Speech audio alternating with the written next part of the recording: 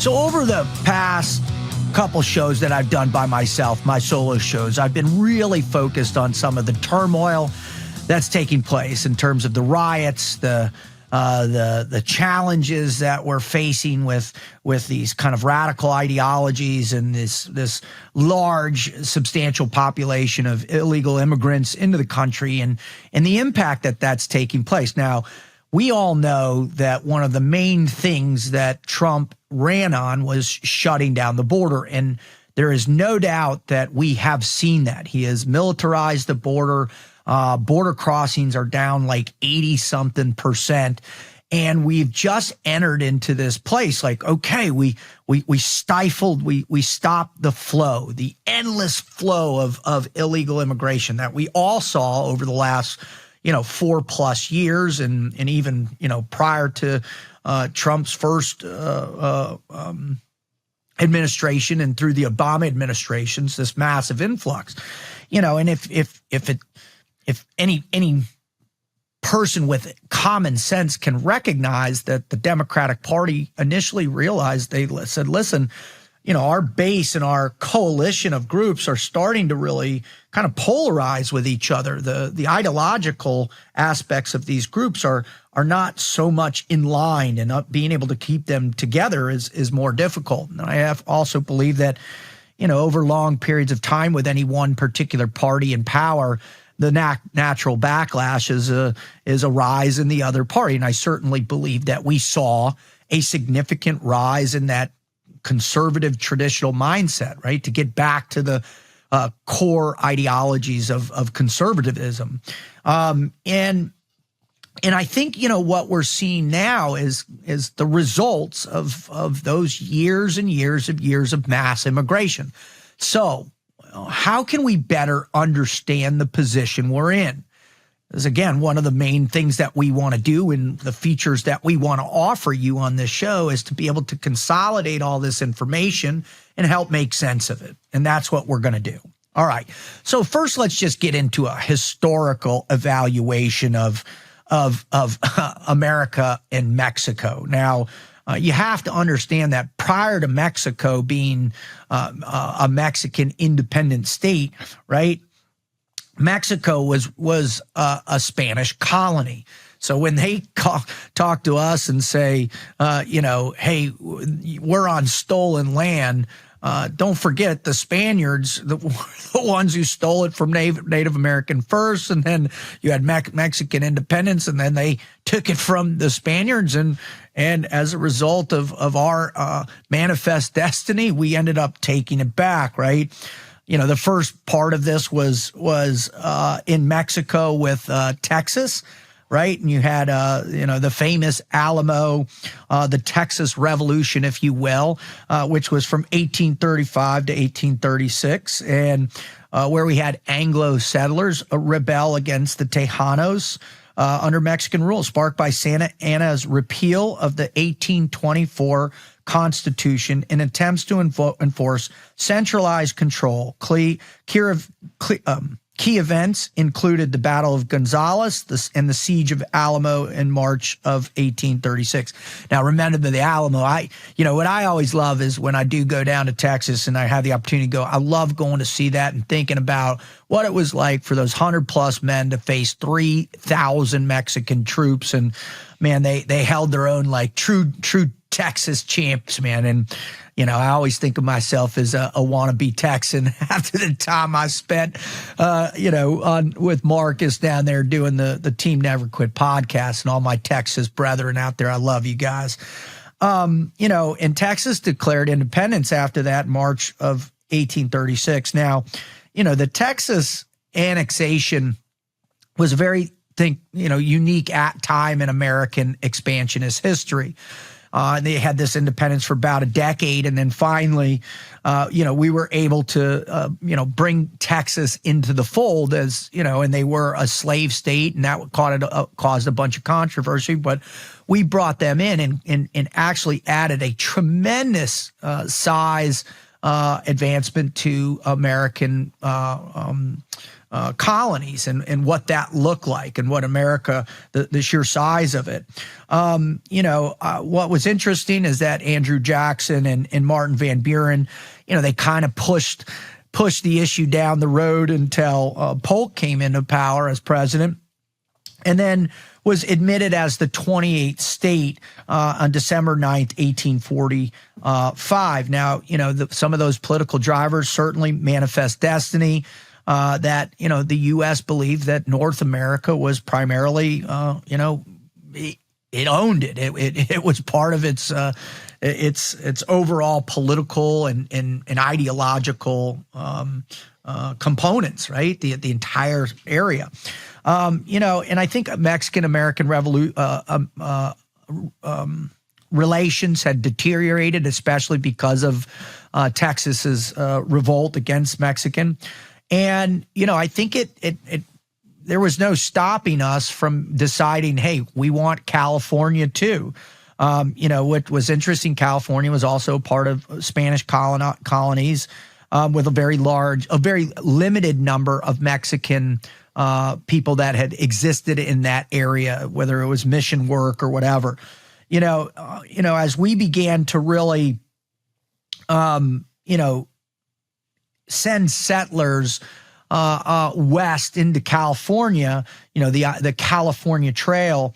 By the 1840s, hundreds of Americans were living in California and maintaining their U.S. loyalties.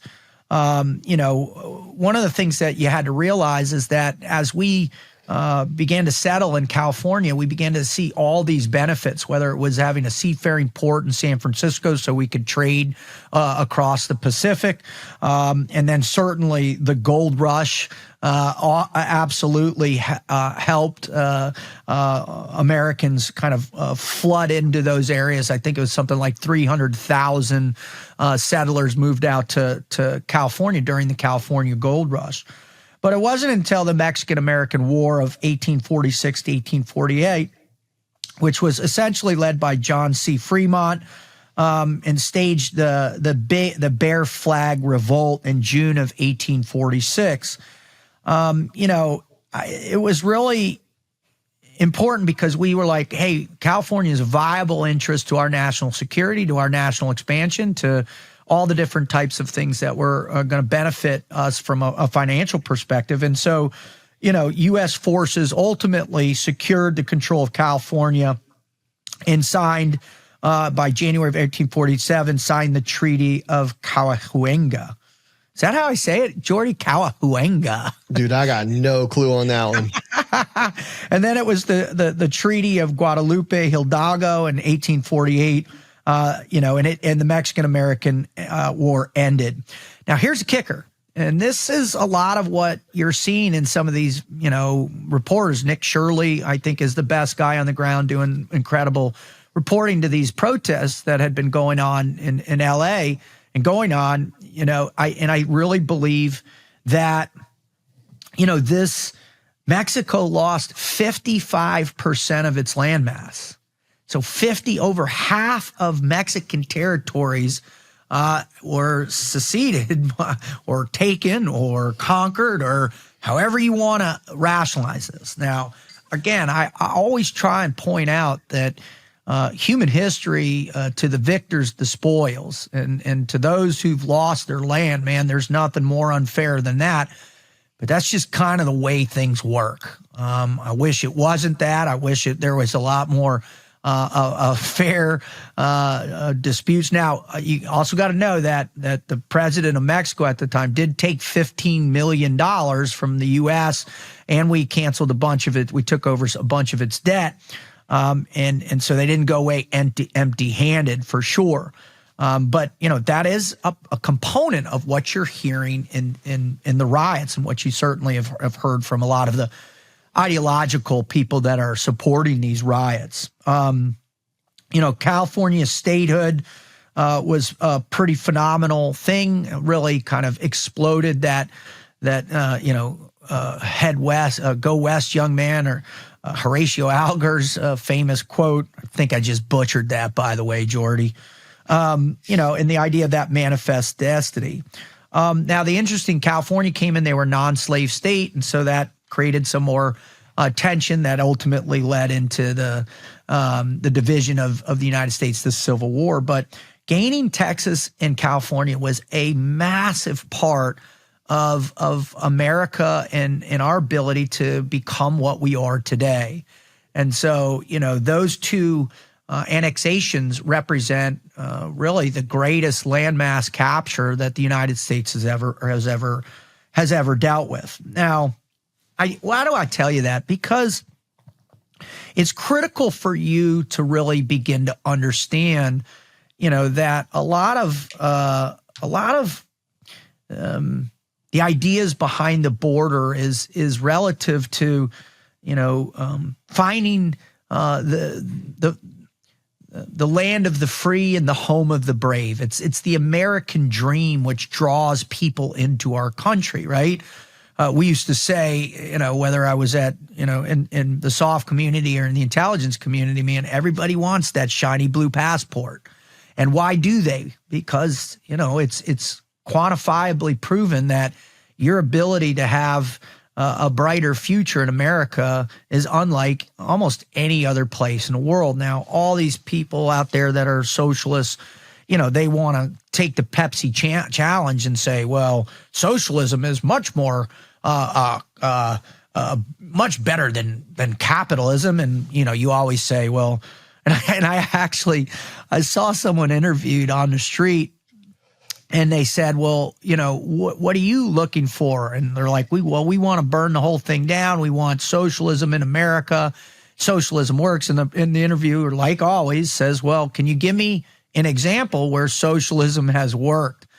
And the guy repeated, well, in the first 4 years of the Bolshevik Revolution, socialism was fantastic and it worked.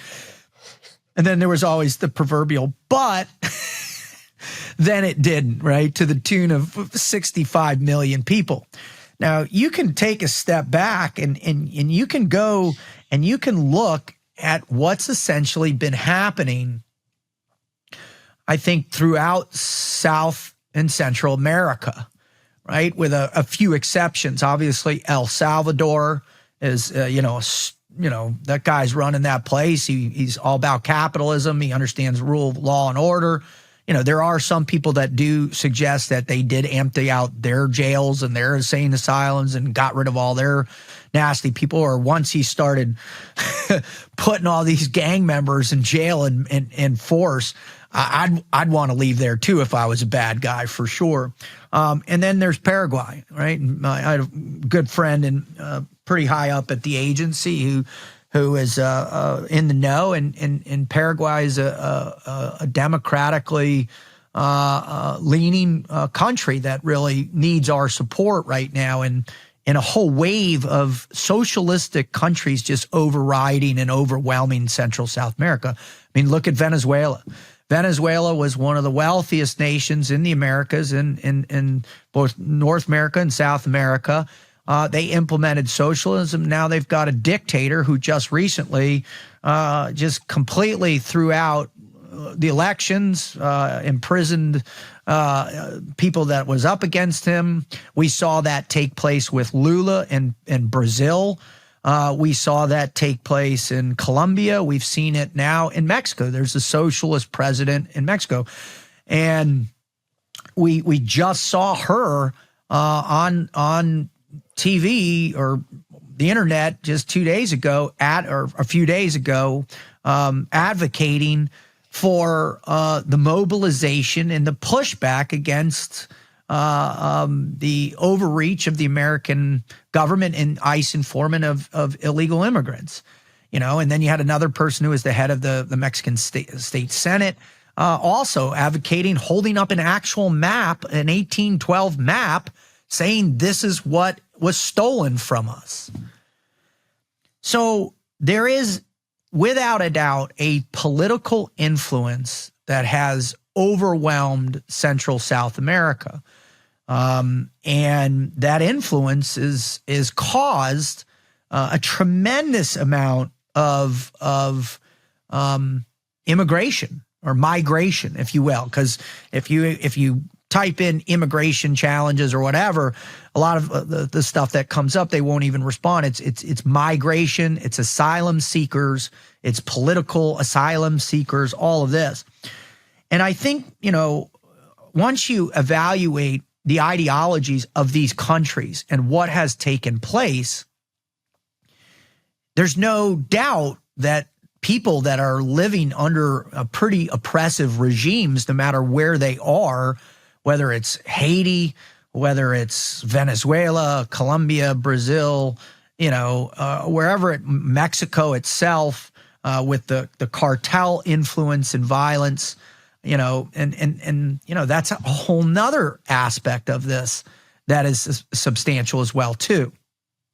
And I'll talk about that at the end. So what do you have? You have this recipe that just, explodes this thing. You have a U.S. government saying, by the people in power, hey, we want you here, to the tune where Mayorkas and the Obama administration basically just suspended all immigration laws and said, doors open, come on in, we want you. To the tune, some people say it's 10, 11 million. Some people say it's 20 to 23 million. I don't think we can even fathom the amount of those numbers. Jordy, would you look up numbers of people that we were able to register starting 2020 to 2024, and then gotaways it too, and let me know when you get that. Yep. Thank you, brother. All right, so you have radical ideologies overwhelming Central South America, people fleeing, wanting to get away. You have the U.S. government saying, hey, come on in, we want you because we need you as our new electorate. We added you into the consensus, so we're going to get more seats in the House, right? But really the voting base, and all you really want to understand that is look at the states that received the greatest amount of immigration. My favorite one throughout the whole thing was when DeSantis and Abbott started busing these immigrants to blue states. And my favorite, hands down, was when they sent all those immigrants or illegal immigrants up to what was it, Martha's Vineyard. Yep. And the whole town revolted, and yeah, we want immigrants. It's what the backbone of America was built on, and all this stuff. And then as long as they're not in our areas to devalue our home prices, right? Yeah, shocker. It's unbelievable. I've got those numbers if you want them. Yeah, what are they? Yeah, so looks like it's a reasonable estimate. It's hard to know exactly, but 12 to 13 million migrants between 2020 to 2024. And in terms of gotaways, looks like they're saying about 1.6 million or so. 1.6 million gotaways. So let's call it 12 to 15 million human beings. Easily. Right? Okay. So when you have that level of people that are coming in to the country, let's just put the national security part over here, right? Let's just put that, how many, Chinese people, adult military age males that we saw.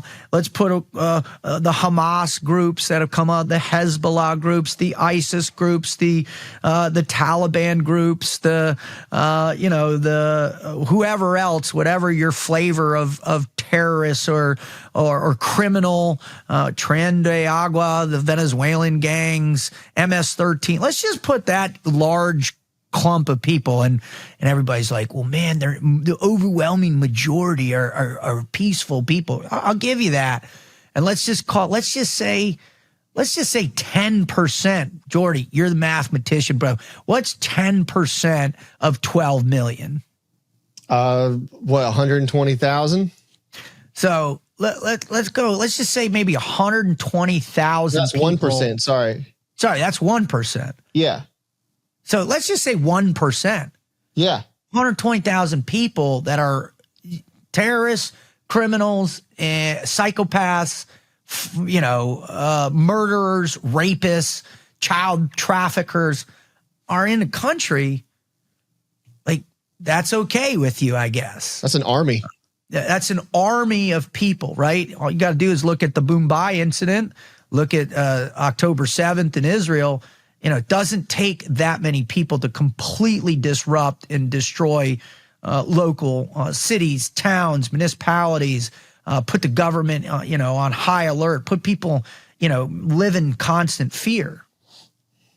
And that's something you have to allow to percolate in your mind as you're assessing all of these things.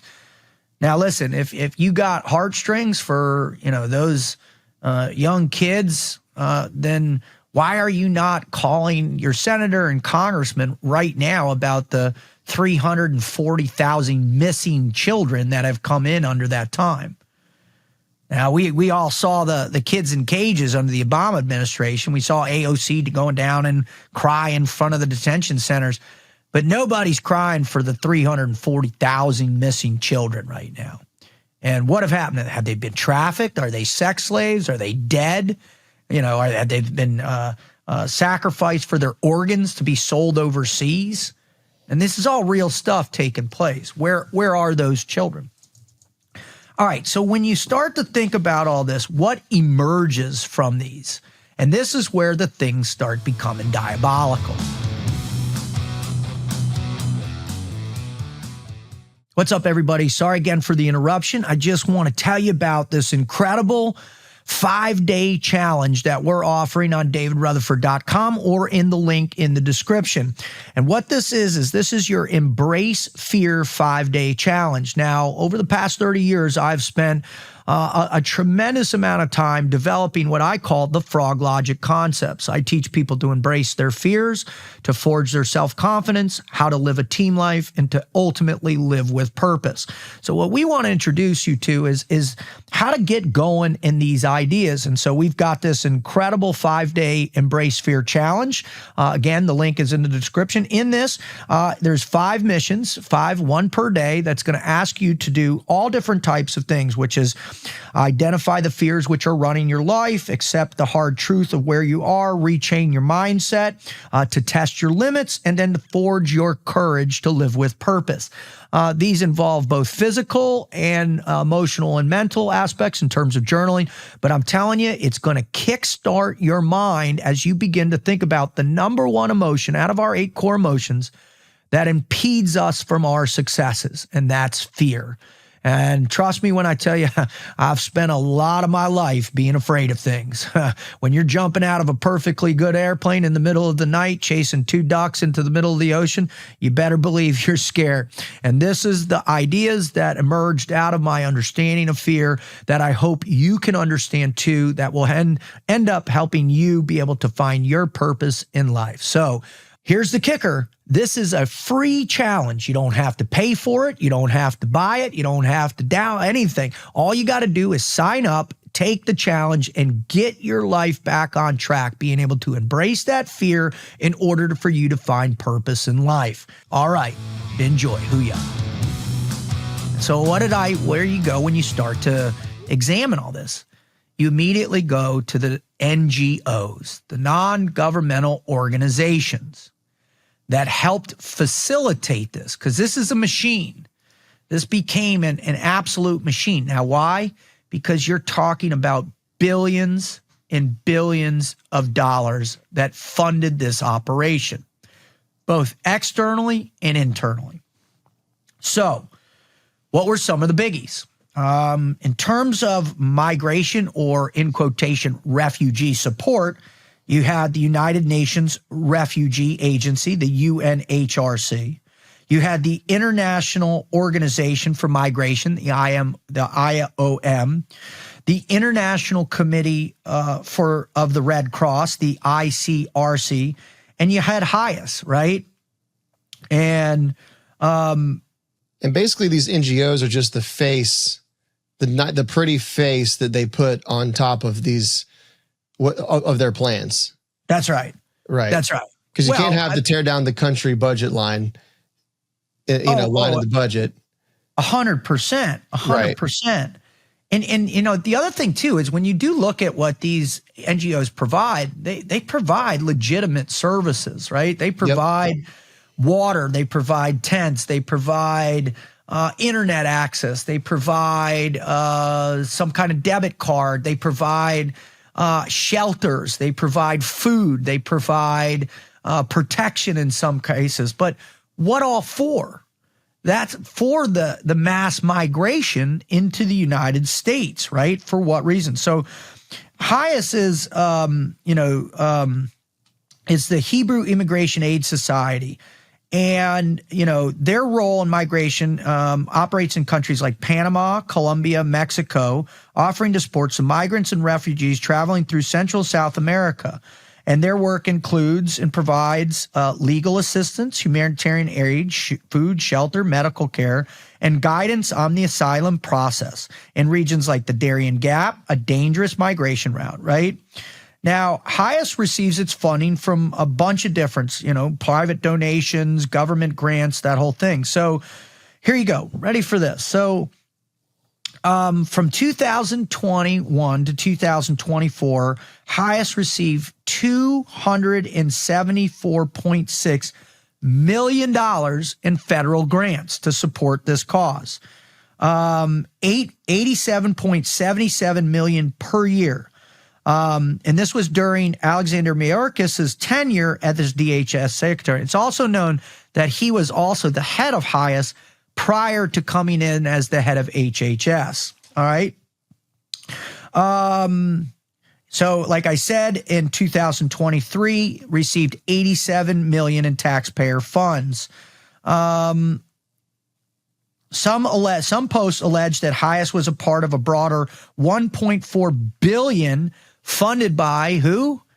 You guessed it, USAID. Right? And USAID, as now we found out from Mike Benz and Doge, was basically funding all different types of illicit programs as a cutout for the Central Intelligence Agency in the intelligence community.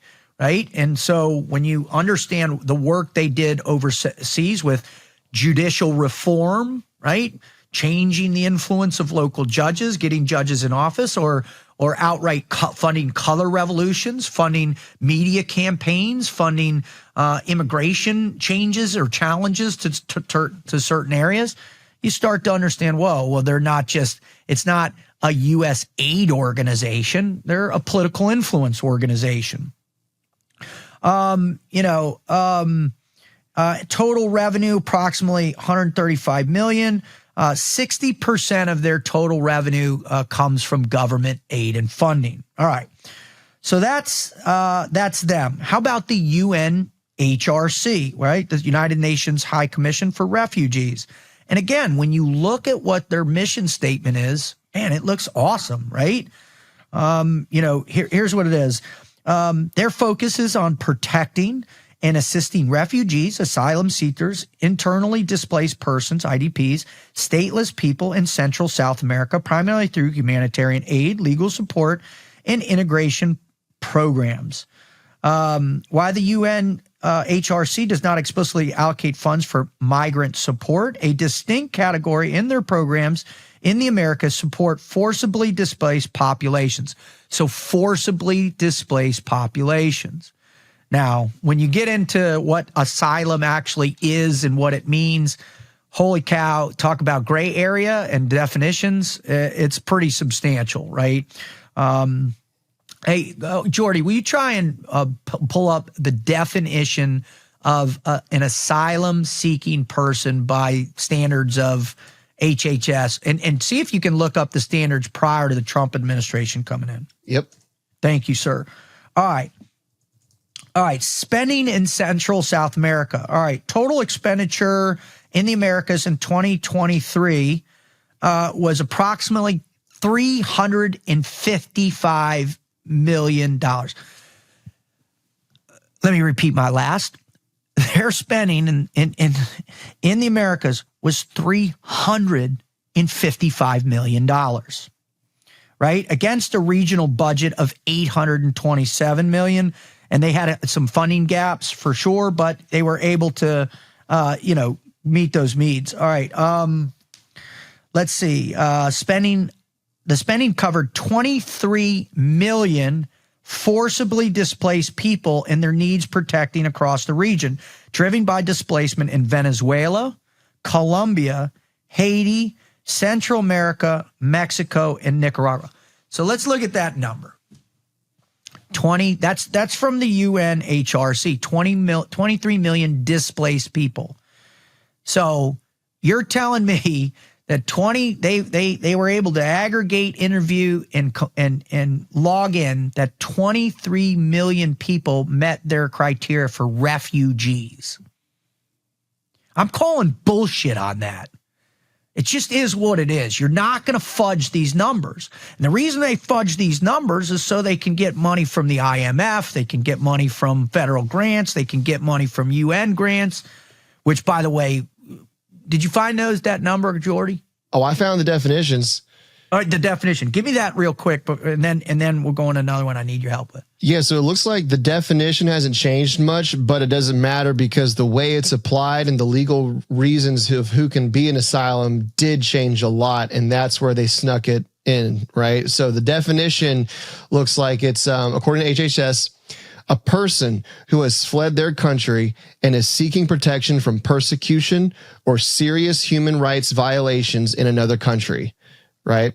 Mm-hmm. So they have not yet legally been recognized as a refugee, but they're in the process of applying for asylum at the U.S. port of entry or from another country. Now, the big thing that happened is there's been changes in that since Trump's first term. So while the core definition hasn't changed, Trump-era policy shifts impacted who could claim asylum and how their claims are processed. So in June of 2018, Attorney General Sessions ruled domestic violence or gang-based persecution did not qualify as a form of persecution under asylum law. So you can't claim asylum because of that. And we know what happened to old Jeff Sessions. We do, yeah. He got the boot. Yeah, he did. And then there was the remain in Mexico policy. So even if they did claim it, they remained in Mexico, right? Yep. And now the big change was under Biden, these rules were basically just scrapped. And so now, even though the definition hasn't changed, now it's basically you can be an asylum seeker for literally any reason and wait here. So think about the number. 23 million people meet the criteria for the UNHRC as forcibly displaced under those asylum rules, right? So oppression, how vague can that be? Domestic violence. I mean, you talk about how rampant that is in impoverished areas all over the world, including the United States, right? You talk about oppression. I mean, that's like fighting terrorism. I mean, in my mind, that's the same concept, right? You throw out some ambiguous word that has an unlimited scope of perspective, and it just opens the door for everybody and anybody to meet that criteria, and that's what happened. Seeking protection from persecution. Dude, I seek protection from persecution in my own mind every goddamn day. Excuse my French, but it's like, holy cow. I mean, they've created a mega industry. We're talking billions and billions of dollars that not only serve two different masters of low wage, or, you know, like if I'm a corporation like Walmart or wherever, or any unions, and that's crazy. I just talked to somebody this morning whose father grew up in the unions in New Jersey, and he was telling me that even his son could not get hired on the docks because they're only taking undocumented workers now. So the people who once traditionally were protected by the unions are no longer being displaced by these illegal immigrants. Why have a union? What's the point? Well, you know why have a union. Ugh. Unions not only support a particular political party and a voting bloc. So if you can somehow create some type of political loophole where you can have undocumented workers work under the union pretense, which are protected jobs in certain states, Now it not only protects them under these asylum rules, but protects them under these worker laws that they're protected under the unions. And you can only use the unions on the jobs for certain political whatever. It's pretty smart. It's ingenious when you think about it. All right, now let me just get into this. Now, the HCR, they had all different types of programs, right? They had the Regional Refugee and Migrant Response Plan. They had these other programs that were medical in nature, legal in nature. Think about this too. Some of their funding, out of the $355 million spent, a significant portion went to local partners. That's 57% of global partner funding to local responders. Okay, so let's say I'm running, part of the UNHRC, and I come into a particular town that's being flooded with all these these illegal immigrants or these asylum seekers or whatever, and it's destroying my town or whatever. And I say, hey, listen, here's $3 million, which is 20 times their annual budget for that municipality. If you allow me to conduct business in your town, what do you think is going to happen there? So again, you think about it. I mean, are you going to spend $5 million on waters, or where does that money? Listen, I've run contracts overseas. I ran a building contract when I was at Blackwater over in Afghanistan, and my job was to design and build these training facilities in two spots in Afghanistan, and we had to work with Afghan building companies and Afghan municipalities or government leaders, and I would say roughly 85% of the money that we were getting through our contract from the U.S. government was going to pay off these government people and all this stuff. And I kept bringing up like, hey, this is BS. Why are we doing this? That's just how it's done. That's just how it's done. And I'm sure if you were to go in and talk to these officials at these international aid organizations, this is how it's done. This is how it's done. So people, not only are we funding our own immigration wave of overriding assistance, but we're also paying people off all over these countries and municipalities all over Central South America. All right. Let's go to the next one. Next one, let me just summarize this. So in 2023, the UNHRC approximately 355 million in Central South America refugee with a 2024 budget of 834. They did come up short on that. The UNRC contributing to the $1.4 billion RMRP, and those funds support humanitarian aid for the integration for, and then this one adds it up, 23 to 25 million displaced people, primarily Venezuelans, Haitians, and Central Americans. All right. How about the International Committee for the Red Cross, the ICRC? All right. ICRC global and regional spending context. Global budget was $2.28 billion, right, for what they do. Approximately 2.67 concerned over operations of 100 companies addressing armed conflict. All right. The Americas budget. All right.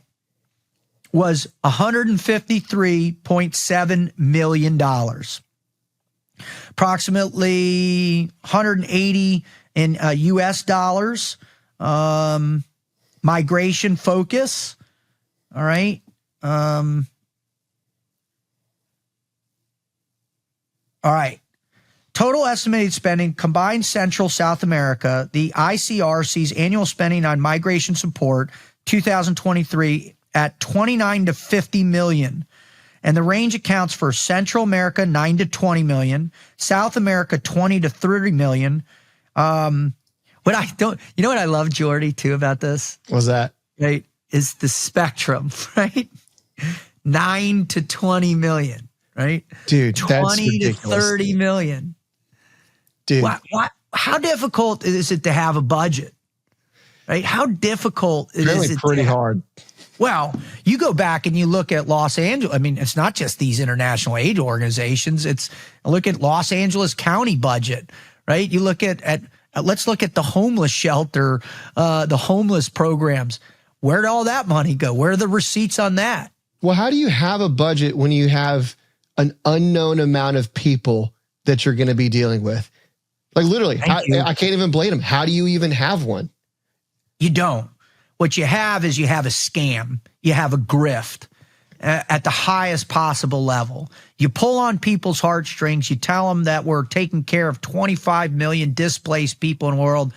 And listen, before you get all spun up, if you're, again, on the other side ideological than I am, the reality is we've done our fair share in displaced refugees and people around the world. I get it. I've seen it, right? But the reality is people are fleeing these countries that, you can go in and yes, there's violence and there's oppression, but right, they're coming here because there's opportunities unlike any other place. And all you have to do is say whatever. Now, if you're an NGO and you can go out and you can source 20, 30 to $50 million and have a little bit of fudge wiggle room in your nonprofit, what do you think's going to happen? Right? What do you think's going to happen? You're going to go for the biggest number possible. Well, and how many of these organizations are actually contributing and working with the criminal organizations that are funding the actual human trafficking part? I mean, there's an argument to be made for sure that they're doing the same thing. They're trafficking human beings, right? Now, again, I know that'll spin up. Now here's the kicker.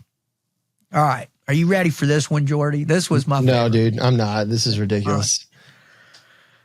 Right. Okay. Here we go. Dude, I don't even know how to even begin to wrap my mind around this one. This one was staggering when I found this. All right. Here we go. So how does the U.S. federal government, what role do they play in this?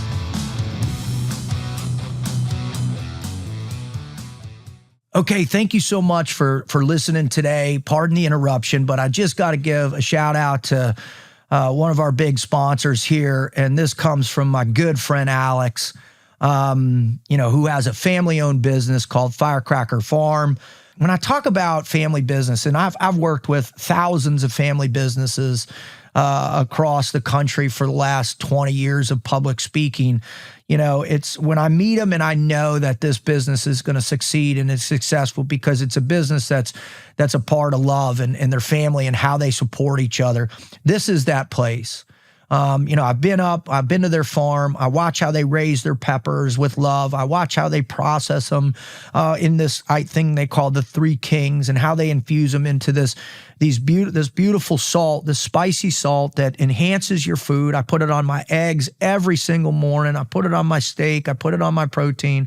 It's in these cool salt shakers, but more so that the product is impeccable. I've even been able to phase out ultra processed sauces, hot sauces, and I'm using this spicy salt. But the thing I know is just how much Alex loves doing this, how much his family loves to support him, and really the quality of the product. So if you believe me and you trust what I'm telling you, please visit firecracker.farm.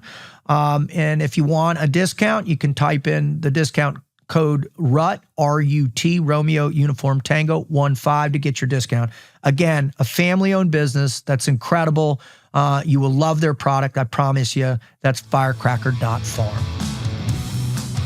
What role does the government, that your hard-earned tax dollars, the ones that you're grinding out day in and day out, that you're going to work, that you're trying to put food on your table with crazy inflation because of reckless spending from both sides of the aisle, that you're going to work and you're away from your kids for 50, 60 hours a week because you had to get a second job, because your wife works, because your kids all work, and everybody's in this hellacious grind because there's no way to afford a cost of living. There's no way to buy your own home.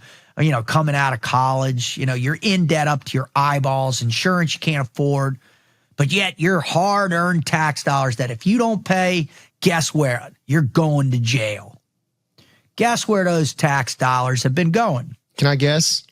What's your guess, Jordy? I'm sure they go towards building a very protected and well-run border and help fund a very smooth, fast, safe, and legal immigration system for people to come into the U.S. I'm thinking that's what it's going towards.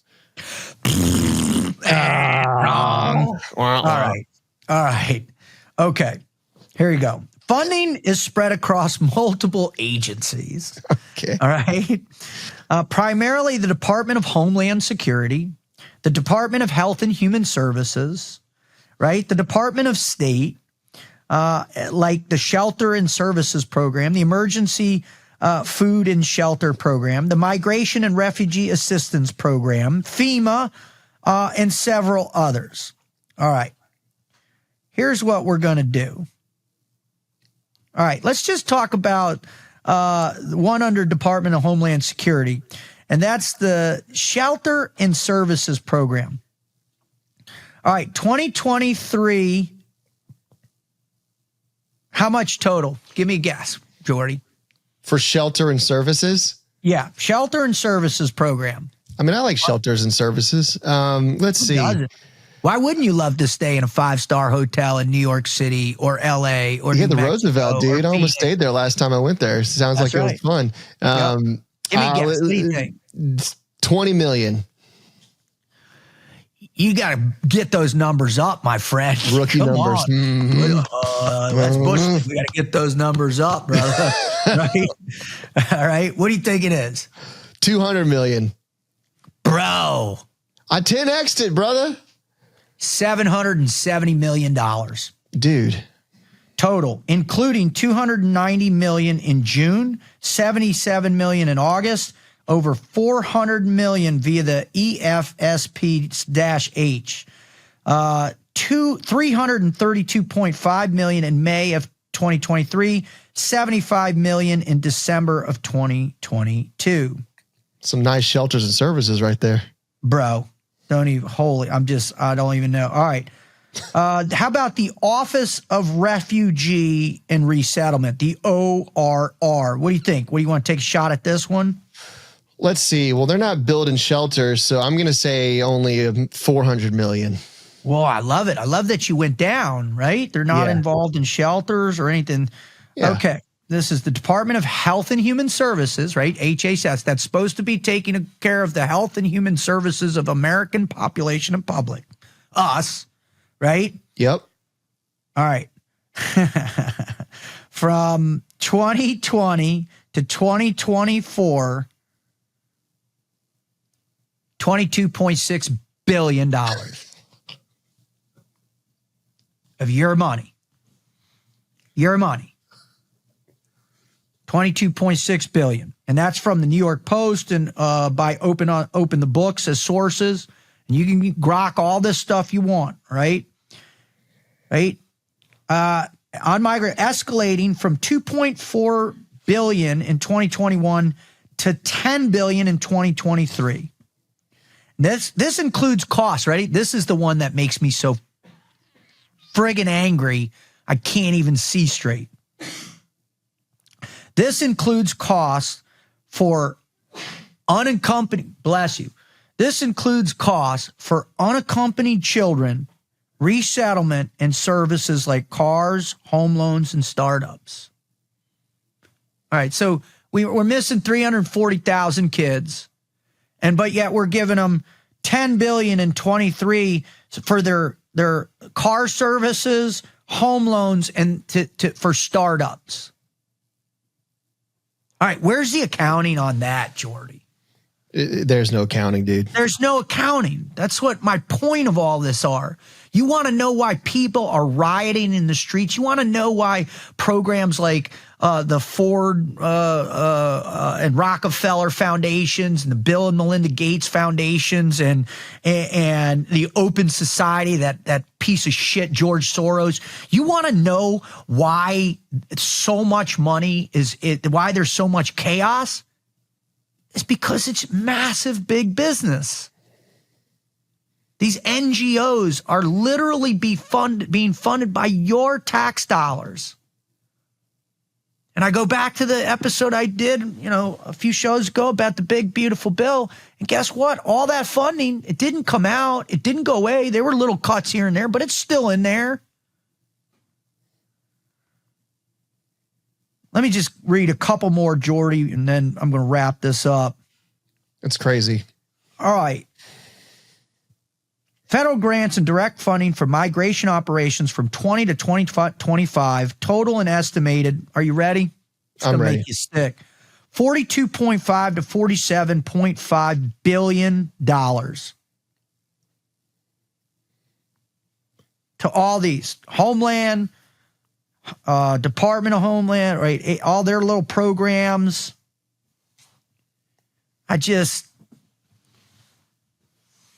So let me recap. You've got a industry, these industries are bigger than most of our biggest companies in the United States, which are the most successful companies in the world, are dwarfing their budgets and what they're spending in these random areas by funding all these different programs out there through these NGOs. If you really want to do a deep dive on this, I recommend you go look up on X. It's a guy named Mike Benz. He is by far doing the deepest dive on where this money is actually going. The other is a person called the Data Republican. She's a phenomenal analyst and researcher. She's incredible too. She's exposing all kinds of this funding in real time on X. Go see them. Go follow them if you want to continue going down this rabbit hole. So as these people are trying to pull on your heartstrings or the heartstrings around, they're trying to get you to realize, and listen, again, I just got to restate this. If you live in a place where you're being physically tortured or persecuted, and there's a government coming at you and imprisoning you and forcing you out of your homes, taking over your land and all that. Yeah, I get it, man. I'm all about it. I'm all about that. But this is an international grift to the likes of, and how much money do we not know about? Because every time I went to these places and to these sources to look at, none of their books were clear. They don't open their books up so we can go in and evaluate these nonprofits, these NGOs. Some of them do, some of them don't. I mean, hell, there were even Catholic organizations and Christian organizations and Protestant. There was one in Texas that went from $47 million to $240 million in federal grants. Now, listen, I'm a Christian. And I believe in loving my neighbor, but not to the detriment of my actual neighbor, not to the detriment of my kids' future by putting us into astronomical debt and flooding our streets with, even at 1%, 120,000 hardened criminals and terrorists and rapists and murderers. It's just not okay. We need substantial reform on how the immigration system works. We need to get as many of these radical people out. We need to check big business, and we certainly need to defund these NGOs, including the international NGOs that don't seem to have a problem by completely destroying the fabric of how our system in America works. Now, we're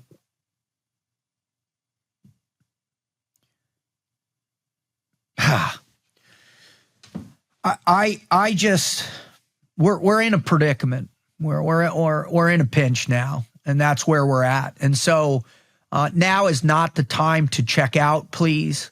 I know you're overwhelmed. I'm overwhelmed, and I live and breathe and smell and eat this stuff day in and day out. And you can ask my poor wife and my poor children, man.